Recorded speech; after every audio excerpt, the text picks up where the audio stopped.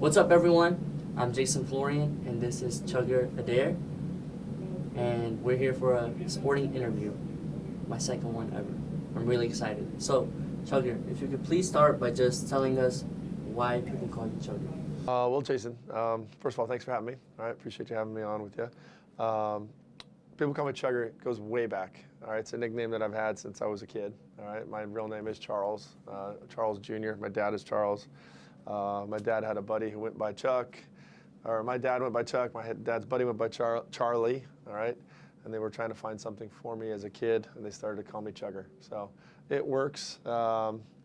If I was in the real world, let's say, in the corporate world or something, it may not work as well, but people have known me as Chugger since I was a kid, on the soccer field, coaching, things like that, so it just kind of stuck with me over the years.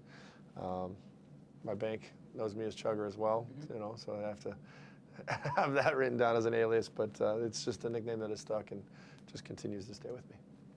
Very unique nickname. I've never heard anybody else call it. No, it is unique. It is unique for sure. So. Yep. You should trademark it. Different. For sure. So, for those of you who don't know, Chugger is the head coach here at Virginia Tech for the women's soccer team, who this year made it to the Final Four.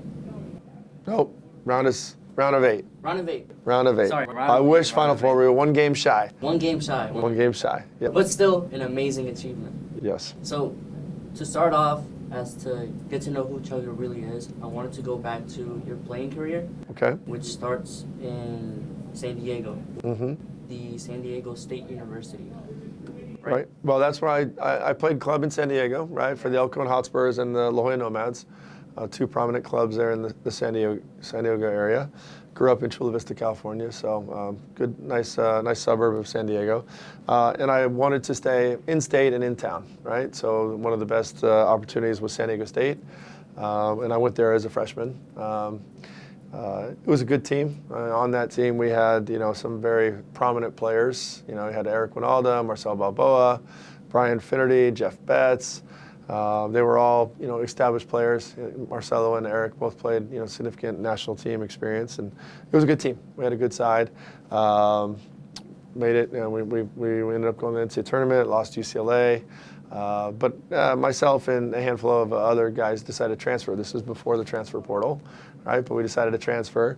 I still wasn't ready to leave San Diego, so I transferred across town to the University of San Diego. So I had some friends who played club ball with me at the La Jolla Nomads and Hotspurs both, who were going to attend there. So it was a really good fit for me to fit in and transfer in with some guys that I knew, some teammates, and we had good synergy. So it was a really good opportunity for me to go to school, be a little bit more academically focused. It was a little bit of a smaller environment, University of San Diego versus San Diego State, and it just fit me a little bit better.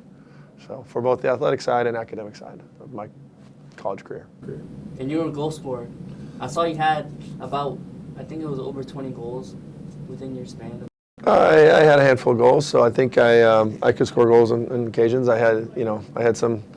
I think I had 16 goals my senior year, so that was a good year for us. And we went to the NCAA finals, so we made it to the Final Four and beat Davidson in the semis, and then lost to UVA in the final. So, but it was a good career, good fun career at the University of San Diego. A lot of good teammates who could help as well. Like we had some offensive players who could I could connect well, and they could set me up, and vice versa. We could play off each other, and we were a good group that played together well. So after university, you went to go play professionally in the indoor soccer league, and it's so different playing indoor and outdoor. And was the indoor soccer always a part of your life before, like in high school and middle school? Did you always play indoor? I played indoor when I was a kid, right? Growing up, you play kind of like old school futsal, right? We played on basketball courts and things like that where we could play with walls, without walls. We played in different environments. Growing up in San Diego, we had the San Diego Sockers, who was one of the most prominent indoor teams in the country. They had won numerous championships and had a very strong coach with Coach Ron Newman. So I grew up watching that, and then had the opportunity to play with them, when I was moving out of college. I actually started playing with them when I was in college. So as soon as our college season was over, I started to train with them in the spring and easy commute, 10 minutes away from my campus, college campus, so I could go and train with them during the days, and they ended up picking me up and drafted me. And so there were two different leagues at that time, the Continental Indoor Soccer League and then the MPSL, which is a different league. One was more West Coast based, one was more East Coast, and so I got picked up in both those leagues and played in a variety of different teams in my career at that time. So then after indoor, you switched to playing in the USL? Yeah, the way the career kind of worked back in the day, there was no MLS or no real established outdoor league. So I think when I came out of college, there were 7 outdoor pro teams, and 2 of them were Canadian. So they all played in the league together. It was kind of a small league. So even when I was doing the indoor, I left the San Diego Sockers to go on a trial in Belgium. So I ended up in Belgium for 6 months, which was good playing outdoors. So I kind of was still keeping my outdoor footprint and my desire to play outdoors. But at that time too, if you wanted to be a pro, you played like half the season indoor, half the season outdoor, or you played in 2 outdoor or indoor leagues at different times of the year. So trying to make it work, trying to continue my playing career as long as I could, and I was enjoying that portion of my life. So when you went to Belgium, you went on a trial for Ghent? Yes. Was that your first ever time traveling abroad? No, I had been abroad a number of times as a youth. I spent some time in middle school over in England and traveled around a little bit there, which was good. Did some camps and lived with the host family, and really kind of was immersed into the soccer world there, which I loved. So being a part of that. So I enjoy going to Europe now and kind of seeing all that's going on with the soccer world and the community over there. It's just a different animal. Now to hit a bit of a touchy subject, I saw when I was reviewing your career, you had an ACL injury. Yep, that's correct, Jason. I had 2 ACL injuries. So one of them was playing indoors. We played on the old AstroTurf. It was like sometimes it was the AstroTurf put on ice. You know what I mean? Because the arenas were shared with like hockey arenas and indoor arenas and things like that. So you kind of have this the surface, which wasn't great. So I had done my knee there, tore my ACL when I was playing in Wichita. Had to rehab and kind of came back. And my knee really wasn't right for a few years, and I retore it again, so playing as well. So I tore it twice, had to deal with that. And you pick up injuries as you play. So just part of life and part of kind of how you move forward with things. So. Now, after your tenure as a player, you decided to transition to coaching. Kind of as to why? So I think when I look at my career, right, I was always knowing that soccer was not going to be an extended career. You have a short lifespan as an athlete, so I knew that I was going to have to kind of look at what I would do beyond that. I started to prepare. When I tore my ACL, I went back to graduate school at the University of San Diego, got my master's in business at the time. So I took a year while I was recovering from the knee injury, and I spent some time studying and kind of earning that degree. So that was one piece of my preparation. And then during the time while I was coaching, while I was playing, I was coaching as well. I was coaching club, trying to work with younger kids and kind of develop my coaching resume, let's say, and some experience as well. So like during that time, I was taking some coaching courses and with the United States Soccer Federation, and then also coaching different ages and levels. So I was kind of preparing, for that. As a pro athlete, as a pro soccer player, you would train in the morning, right? And then probably about lunchtime, you're kind of done with your day. You know what I mean? So I wanted it to be somewhat productive, and I would coach kids, youth kids in the afternoon at the clubs and things like that. So. Was that at the old club you used to play for as a kid? No, not really. Not really. I coached at the Del Mar Sharks at the time. The Bonita Rebels, I coached there as well. So there were 2 different clubs in San Diego that I had coached for. And then, I spent a little time as well trying to help, and I was kind of listed as the volunteer assistant as well at the University of San Diego, where I did play college ball for a couple of years, and that kind of got me back into the college game a little bit, and kind of get my sights on what I wanted to do in the future. So as I transitioned to my life, 10 years being out of school, kind of playing at the pro level, I was talking to my family, and my dad was pretty good, giving some dadly advice. He didn't really see me as a 9-to-5 type of guy. He saw me as wanting to kind of work and be involved in the game and soccer, and thought coaching could be a good job. I remember having a good conversation with him about that, and so we kind of prepared, or I kind of prepared for that next phase. So as I got later in my playing career, I picked up a a couple different jobs coaching, like volunteering. I was in Portland, for example, playing with the Portland Timbers, and I worked at Pacific University. It was a Division III school. I had both the men and the women. I was an assistant for a friend of mine there, so we would work with both men and the women just to gain experience and to help the student athletes there. So I did that briefly for a year or two, and then as I transitioned out of playing, I was able to land a job coaching in the old pro women's league, the WSA, for the San Diego Spirit. So moved back to San Diego and continued coaching club and coaching at the professional level. So it was good. So how different was that experience in San Diego with the pro women's team, and then the coaching experiences you had with the collegiate teams? It was significantly different, I think, because I think in the collegiate side of things, you have to worry about academics and compliance and the student athlete experience. At the pro level, you're just working on the pro side of it. You're working on the game. You're focused on the game. There's no time restraints and things like that. But you're working with established adults who are committed to their sport. And they're kind of taking care of themselves and making sure they're ready. And you also have to deal with some different personalities as well, some strong personalities. But we had a good group of ladies, and it was a fun time working with those pro athletes. In 2006, you decided to come to Virginia Tech, all the way to on the other side of the country. Right.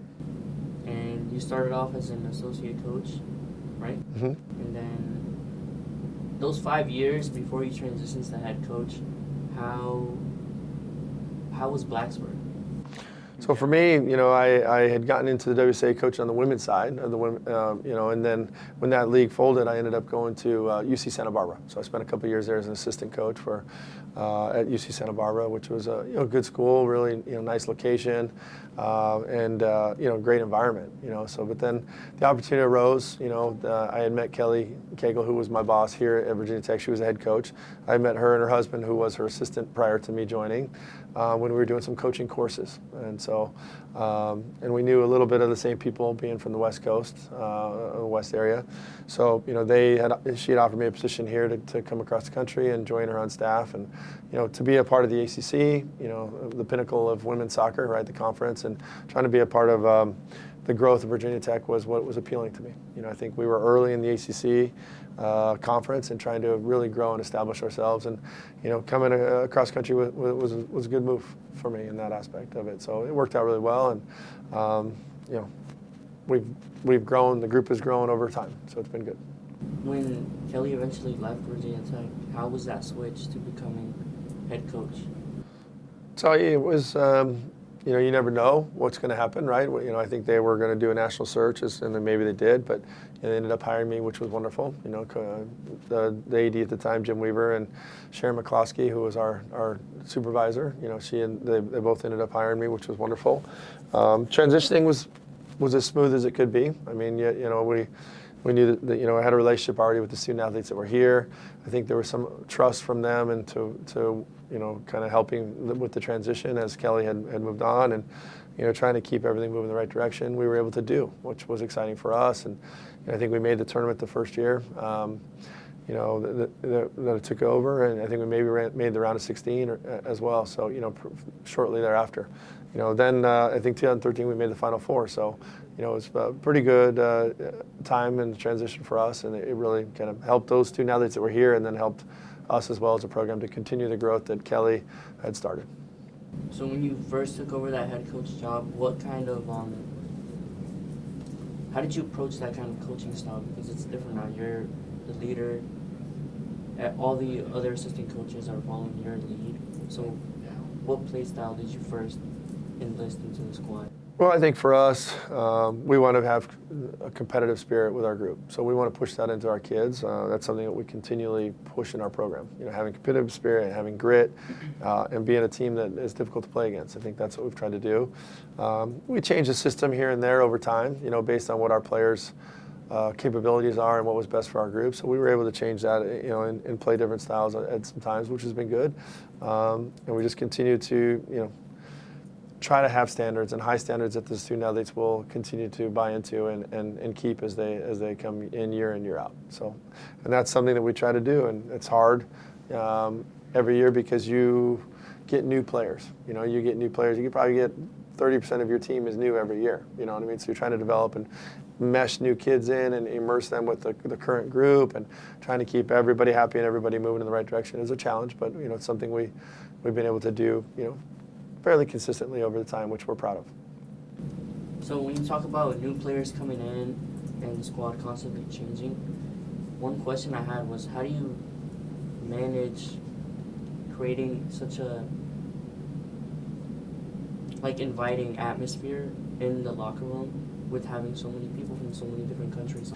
Yeah, I mean, it's challenging because everybody comes from a different family environment, different values, different systems that are maybe a little bit different. So, we try to spend some time doing getting to know each other, relationship build a little bit. Kind of find time to chat with each other and kind of learn about each other. And we learn a little bit about the kids before they come in, as well. Maybe during the recruiting process we can kind of learn some of that.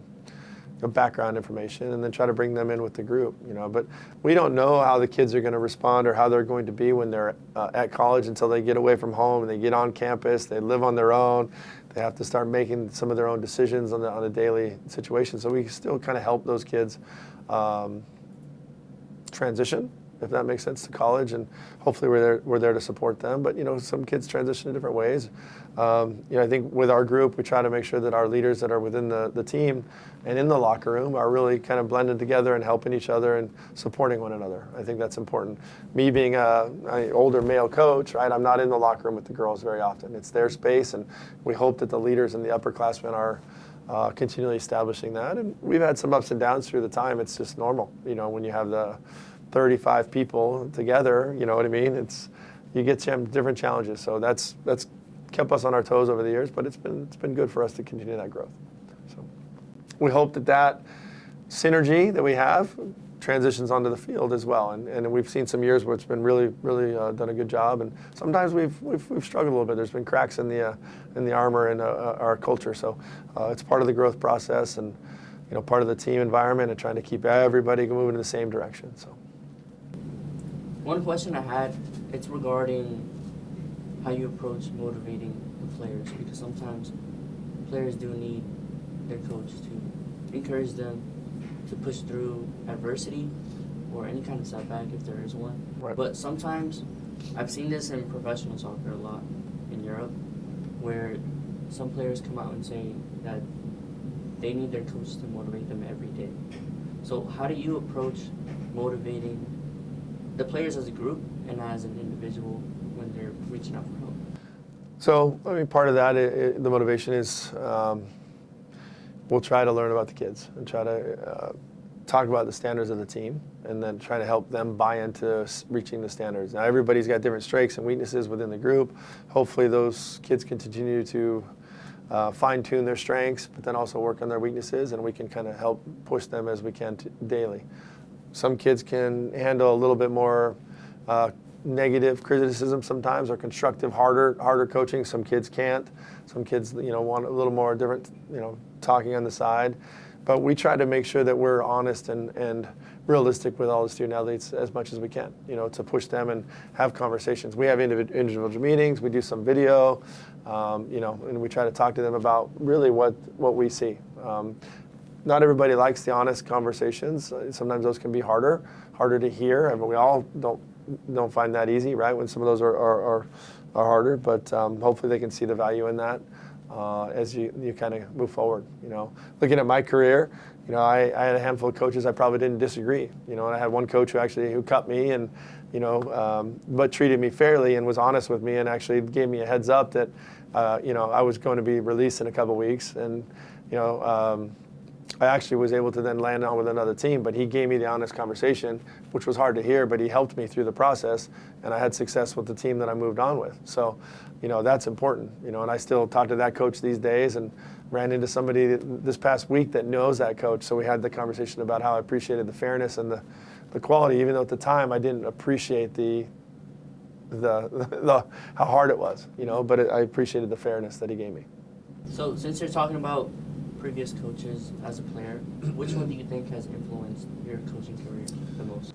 Well, I think, when I look at my career, I've had a handful of different people influence it as far as coaches. In my youth career, I had Coach Jeff Illingworth, who got me out of like rec soccer into competitive soccer, and he believed in me and pushed me into like the club environment. I had another coach, Rex Burnett, who was the Elkhorn Hotspurs coach, who was more of a father. He had kids on the team, but he kind of kept our team moving in a positive direction and influenced all those boys on that team to continue to play and love the game, which was important. Looking at, club coach, I had Derek Armstrong as a club coach and a pro coach at the La Jolla Nomads. And he would push us, and he was honest with us, even though it wasn't always what we wanted to hear, but he would push us and continue to push us to be better. And we were all different characters, and he's still coaching now. And then my college coach, Seamus McFadden, at the University of San Diego, had belief in me and pushed me and allowed me to help lead and impact the group, which was something that I appreciated. So all these different coaches had different impacts on my life as I was kind of going through as a player. And I hope that continues into my coaching, that I bring some aspects that I enjoyed from those coaches as well. Cool. So I have this question in regards to players, and you spoke about setting standards. What do you think a player should know about you the most when they come into the team? I think that, when a player comes into the team, that we have high standards. We have high demands on the players that we expect, high expectations and demands that we expect, and that we're not going to drop those standards. I think we want to have those values and the competitive spirit into the team, and whatever we do, the decisions we think are best for the team. We don't have anything that's personal, and I think we want to have success for the group. I know we had a successful year, which is wonderful, right?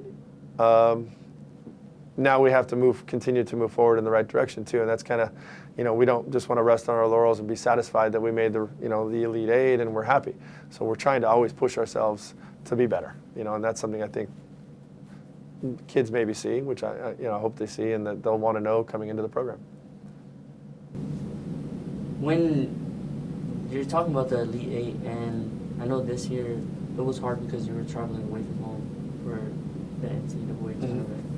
And this is just like some random question, but when you approach home games and away games, how do you enlist that sense of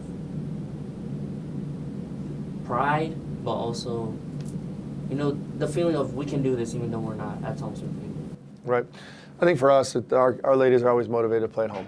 I think they love playing at Thompson Field. We get a good crowd. I think we get many of their parents here that are tailgating and supporting, and they're here to be around, which is easy to play in front of. So I think they love being at home. We go on the road, and it is a different environment. Traveling to the West Coast was a little bit more difficult. Fortunately, our support team here, when you look at our nutrition and our our medical staff, put together a plan as to how to transition, how to travel to the West Coast. Eating and sleeping and trying to get our schedules right and trying to do everything we can for the student athletes, which was great. But we also have to then go out on the field and do the business. We got to compete and grind. And, this team was successful because of the work they were willing to do. We had players that were buying in. We had leaders that were buying in and filtering that to the group. And I think we had that competitive spirit throughout, which was wonderful for us. You look at this year when we went to the Elite Eight, and then the team that went to the Final Four, both had a very similar success. One game short, but we were very similar in the success that we had in many different ways. Because this team here was defending and grinding out and, scraping together and fighting, and we were on the road. When we went to the Final Four in 2013, we were a team that could score goals like crazy. I think we scored almost 60 goals that year. We were the #1 seed. We played at home. We had a lot of depth, especially in the goal scoring, where we had two forwards that would come in off the bench that arguably should have or could have been starting at any point. But we were scoring goals from many different people, and we had a lot of different characters within the group. This group was more of a blue collar, like defend and attack, counterattack and things like that. So different systems, different styles, but similar results based on the personnel that we had. So this is a little fun question, kind of controversial. Okay. But since you've been playing soccer your whole life, and you've been playing on the West Coast and the East Coast and the Northwest, and where do you think the best players in America come from? Wow, there's best players in America all over. I think we can find players in many different parts of the country that can be successful. You know what I mean? I think when I look at it, yes, I'm from Southern California. that's a hotbed for soccer. You know, there's a lot of soccer being played. Benefit is you can play year-round, the weather's nice, things like that. But being on the East Coast, we found there's other strong soccer areas. You know what I mean? We recruit from the Mid-Atlantic states, you know, Pennsylvania, New Jersey, Virginia, North Carolina. All these states around us have very good soccer. You know, you look at Ohio, Michigan, Michigan, there's some good soccer there as well, you know.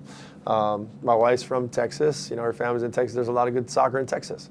You know, so we see good soccer all around the country. So, you know, but it can be controversial, you know what I mean? But I've seen both parts of the country, or both sides, east and west, and I think there's good soccer everywhere. I think it's Virginia. There you I go. think it's Virginia. There you go. So now let's talk about some huge highlights here at Virginia Tech. I just want to know, in your personal opinion, which you think was your best win in Blacksburg? Best win in Blacksburg. Okay. I mean, most recently it'd have to be the Florida State win. I think, you know, coming from behind, being down where we were 2 goals and coming back to win 3-2 is probably the best win. And then you look at this season, you know, we had that win, and then we beat UCLA as well on the road. All right, those are the 2 past national champions. You know, it's a pretty good result for us to beat the 2 past national champions in the same year. So that was good. You know, but Florida State win for sure. You know, looking at this season as well, Tennessee was a good win for us. You know, and I think we looked at that and we prepared for the game. And coaching-wise, we had a plan. When we went to implement it with the group at the session and on the training session, that the plan wasn't working. So for us as a staff, we were pretty proud that we went, we talked, we adjusted what we were going to do, and then it worked. And the players bought in. We had 1 or 2 days to implement that session, that system, and how we want to play a little bit different, and we were able to take care of, you know, get the result at home. I know Tennessee was expecting something different, and we were able to change and get the result. So I was proud of that, you know. But those are 2 most recent wins. If I look at wins over our career and our span, you got to go back to probably the shootout tie. It's called a tie, but we advanced past Santa Clara back in the 2013, or we beat Duke that year at home 3-0 as well. So a couple of big results that were here at Thompson Field, which were fun. Awesome. Fun to be a part of. So you're talking about sometimes you have to deviate away from your coaching plan, and I just want to know whether, if it's often or not, that you take a risk like that during the game. Yeah, I mean, we try to take calculated risks, and sometimes they work out, Jason. Sometimes they don't, as we kind of go through the plan.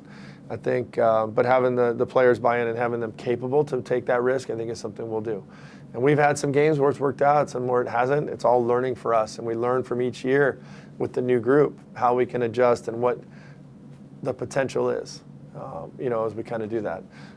Each year, and I think I heard Gino, I can't pronounce his name, the UConn basketball coach, right? He was talking about the success of his women's team, and they were talking about learning about the group through the year, and we're the same.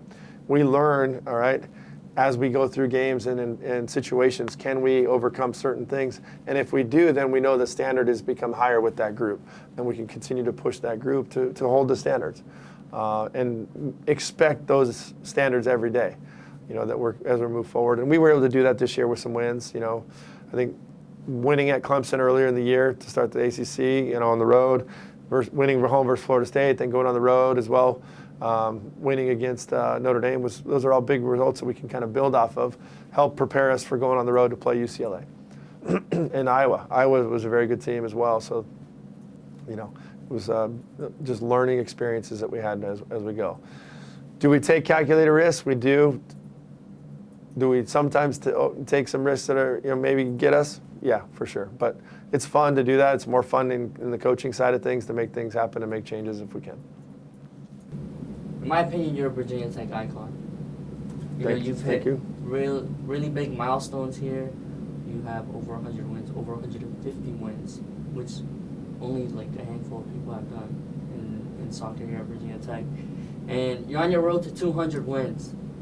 How does this make you feel? I'm proud of our staff, proud of our student athletes, and proud of what we've done for sure. You know, I think it's something that we always want to continue to grow, and hopefully we continue that growth. You know, it's funny you mentioned the number of wins. Last night, my 9-year-old son was watching we had the basketball on briefly before he went to bed. And he was asking me, because I think the Houston coach had like 700 and something wins. So he was asking me, Dad, how many wins do you have? Do you have like 780 wins? And I'm like, no, I'm way away from that. You know what I mean? It was kind of a funny question that he asked me that. You know, but I got a long way to go to reach some of the other coaches that have significant wins. So That concludes all my questions that I have. okay. And I just want to say it was a pleasure talking to you, honestly. I aspire to be as good of a coach as you in the future when I go into coaching, and I'll definitely take some pointers off of this monumental year you had. Even though you came up short, I was at these games at Thompson Field with Danny. All right. And everybody was getting really rowdy, and that Florida win, it was just electrifying. And you really made Blacksburg soccer, or Virginia Tech soccer, what it is. And I've been following the women's soccer team since I came here my freshman year. And, you know, I've been watching, like, Emma Polkowski play and Allie George play. And it's just a really good atmosphere you built. Well, thank you. Thank you, Jason. No, I've enjoyed it, and I think when you look at what we've done, you mentioned two players, Emma Polkowski, Allie George. They were two kids that are wonderful examples of student athletes for Virginia Tech and our Hokies. You know, I think they both would give everything that they could on the field. They were committed off the field. They were good leaders. They would push their teammates, and they embraced the Virginia Tech culture and the competitive spirit that we had in our team. So, you know, they were perfect examples of the kids that we want in our program. And we're proud of those kids, you know, and the kids that we have. You know, you mentioned the coaching, and you know, I've heard from a handful of coaches across the country and that watched the Florida State game or watched the UCLA game, and you know, they were talking about the grit, the determination, and what our team looked like. And it was nice to hear from them, and you know, and kind of the positive vibes and comments that they made about our group. And we want to continue that if we can to continue to grow Virginia Tech women's soccer, and you know, kind of try to set a standard that we can continue year in, year out. So come on out, check us out at Thompson Field, and you know, enjoy some good quality soccer. So. All right, well, that caps it off. All right, thank you, Jason. I wish you luck on your road to 200. Oh, thank you, appreciate it. Thanks.